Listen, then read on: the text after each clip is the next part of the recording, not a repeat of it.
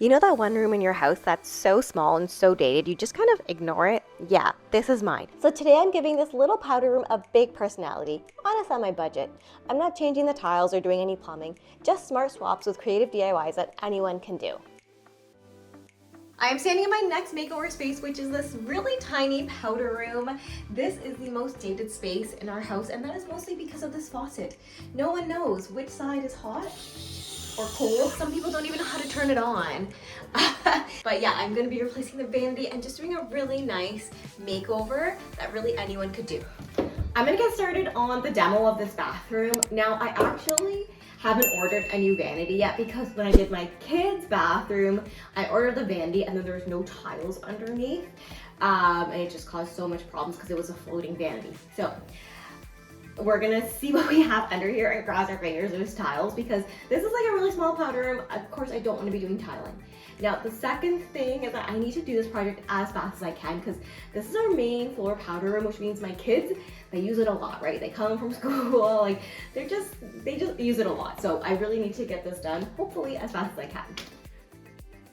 Step one, everything's gotta go, starting with this towel holder. Who decided it was a good idea to glue these on? So I used my pry bar to get it off the wall, and yeah, there's gonna be a lot of damage to repair here.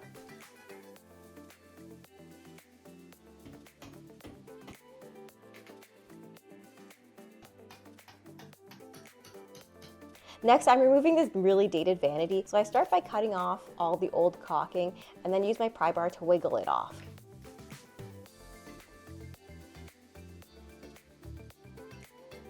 Then I disconnected the old plumbing and removed the sink. I just removed each piece one by one because honestly, I'm not that strong, but I know I could do this myself if I just take apart every single piece. The vanity base came next, and this was a little bit harder because it was really hard to wiggle it out. It was so fit in there.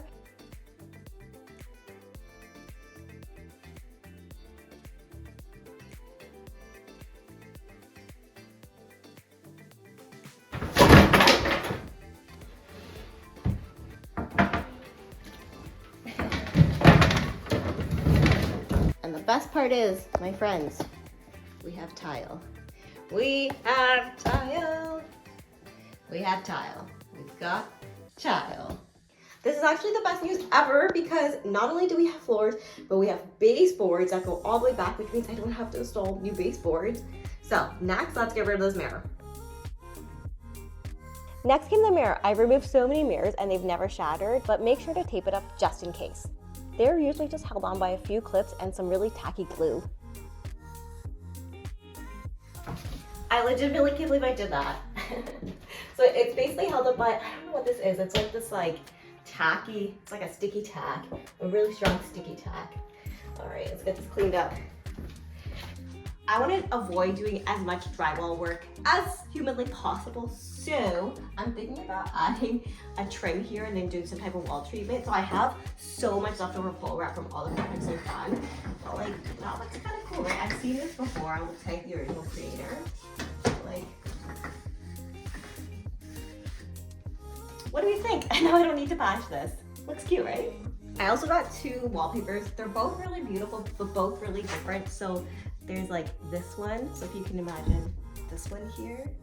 And then there's also this one with these like very like vintage style flowers. See, so I got these two different style wallpapers and I like them both, but I don't know. This one's very like vintage grandma, and then this one's a bit more subtle, I guess I would say. But I really think this could be more sophisticated. There's one thing I want to show you before I start doing like the trim work in here. So I have two switches here, and then I have this that I'm trying to cover up because, oh, like patching this is going to be a nightmare. Ideally, it would be the case where I could, the trim work would go like under this. I guess I'd have to go through this, but then cover the towel bar, what's been removed. It's not the case. So I will have to cut through this, go on top of this to cover the towel bar. It's fine. I know that drywall work is really hard. I've done it before, and honestly, like patching this is gonna be quite hard.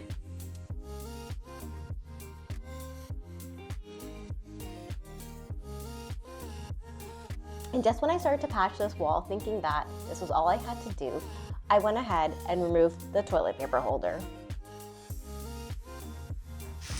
No! No! Oh! Crap. Well, that is going to be so much fun. I'm definitely not the best at patching, but it took a few coats to get this really smooth.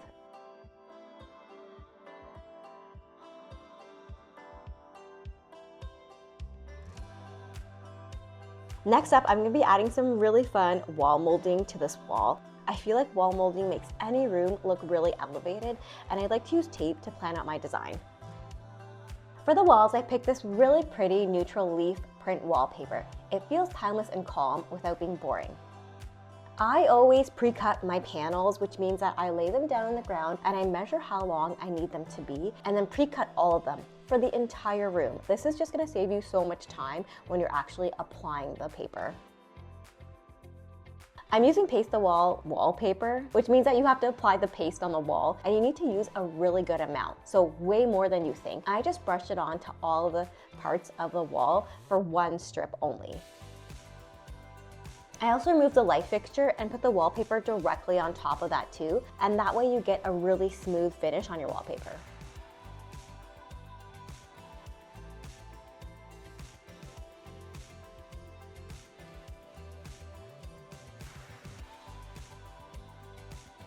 Next up is trim. I had leftover pull wrap from a previous project, and instead of letting it collect dust, I decided to use it to make a cute stacked trim detail on the lower half of the wall.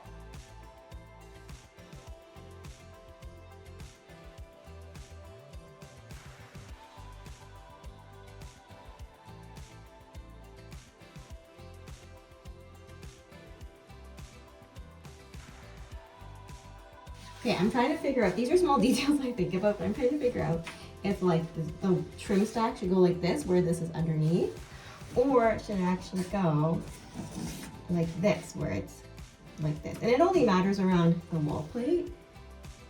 I don't know. I guess that looks better. I've got my trim all cut, and I actually already painted it because I don't want any of the paint to get on the wallpaper. So I'm using my pin nailer, which is a great nail gun for small short nails. I like to use it on small trim. There's gonna be a really cool stack of trim that we're putting on. Let's just do it. Let's go.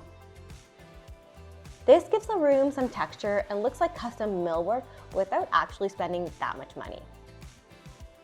I also got this new level, and it's amazing because it lights up green when your piece is straight, and it's just a lot faster to use. So one thing I like about pull wrap is how easy it is to cut it vertically. So it's actually like almost like attached to a paper. So you literally just take an X-Acto knife, usually you do it on a hard surface, but you just slice it and it just comes apart. And in case you're wondering, I'm using a pin nailer here. This is a small nail gun, but I really like it because the nails are so small that you don't need to fill the holes after. It's really convenient and lightweight. I loved all this millwork, but as I started to paint it, I realized that the pull wrap had a little bit of these uneven spaces showing through. So I decided that I would just caulk some of those to give it a better finish. I just went in with my caulking gun and applied a small amount of caulk, and then wiped off the excess.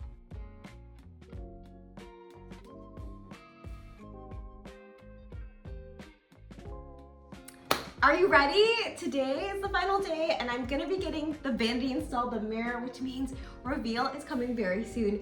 I have my fingers crossed that everything for the Vanity is really smooth, especially like all the plumbing and everything just lines up, because that will just make this process so much faster and easier. Because I want this bathroom to look really classic, I chose a wooden vanity. I'm so excited to install it. So bad. Yes. Okay, nice. Nice. Mine doesn't fit. Don't say that. Oh no, this trim. Oh my god, it's not gonna fit. Wait, one sec. See if you can straighten it out a bit. It's like, Oh, it's on. Here, move it off, move it off. Move it that way. There, now it's on the floor. Okay, now try again. All this work I did to put on the molding, and the vanity won't go in because I need like that small amount of give. So I guess I have to take the molding off. Then we slide it in, and then I have to put it back. There's no way. Okay. Oh wait, what if we just tilt it like this? Oh. Oh. I did it! Looks like you did it.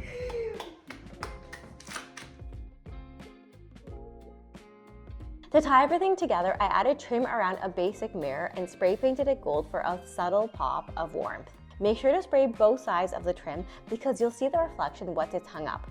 And nothing ruins a DIY faster than forgetting that little detail. That's perfect. Wow. Yay. Because I'm so extra, there's one final detail that I just can't live without, which is wallpapering the plate. This is the before. Are you ready to see the final look? It's neutral, classy, and feels so much more spacious, even though I didn't move a single wall. This just proves that you don't need to do a full renovation to completely change your room. I love this wood vanity. I feel like it helps to ground the space so much, and it adds that really classic style that I really wanted for this bathroom. And all these brass touches really help to bring the room together and tie it together, like the light and the mirror, and even that wall plate adds so much finishing detail.